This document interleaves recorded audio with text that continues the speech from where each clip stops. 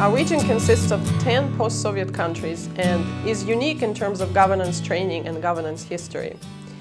Unfortunately, the Soviet authoritarian legacy of leadership have not prepared IFES boards of national movements in Eurasia for effective governance. The training that they received from IFES helped them not only function effectively, but also feel part of something bigger, part of God's work in the region and worldwide.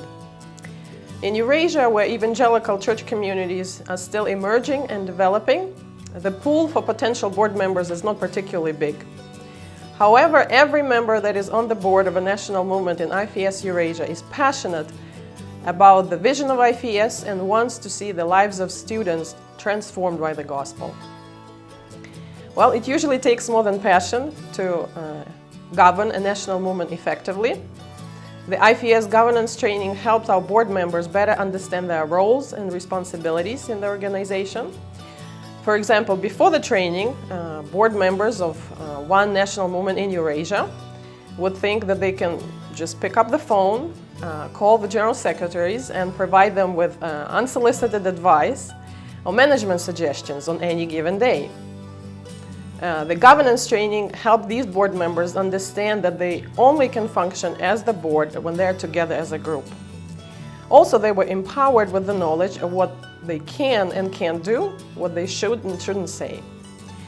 Another particularly helpful outcome of the IFES governance training in Eurasia was that board chairs established and developed healthy, respectful, and effective relationships with general secretaries. It is the board chairs who serve as liaison between the boards and the general secretaries. So if in between the board meetings a board member wants to provide the general secretary with advice, they need to contact the board chair, and then the board chair would collect all the feedback and input from all of the board members and provide this input, pass it on this input to the general secretary during their monthly visits. What I think was most valuable for every member was that as a result of the IFES governance training, they each began to appreciate even more being part of the board of an IFES national movement, making a meaningful impact in the lives of students in the world. They recommitted themselves to the vision of IFES and to God's work on university campuses.